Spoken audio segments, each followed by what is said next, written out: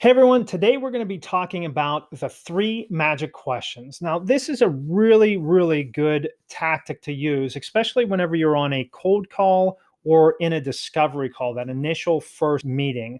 This is where we can really use it. So, what are the three magic questions? Well, let's go to number one.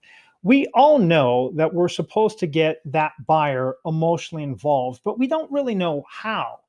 Right? We ask different questions, or maybe we bring up stories, but we don't really know how to get them emotionally involved. Well, this is how we get them to give us an example. And the reason that this is so important by getting them to give us an example is because at a subconscious level, they don't know whether this is happening again or not.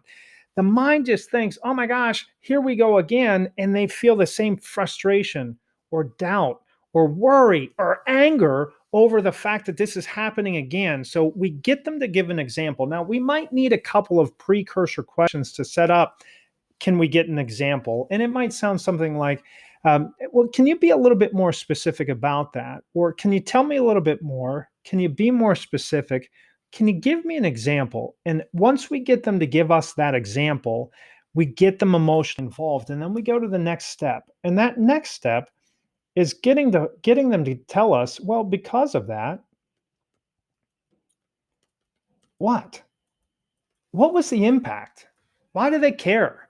Was it that they lost money, lost opportunity? Was it time? They lost time, or was it three? They lost reputation, whether it's political capital within the organization or their reputation. They didn't get the promotion.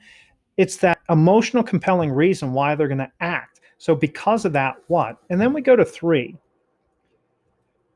With or without my help, do you solve this? I mean, is this a big enough issue that you solve, or do you just keep putting up with it? And those are the three magic questions. And then we'd move to hashtag next steps to either drip on them, nurture. If it's not now, then we call them next quarter because things change drastically quarter to quarter.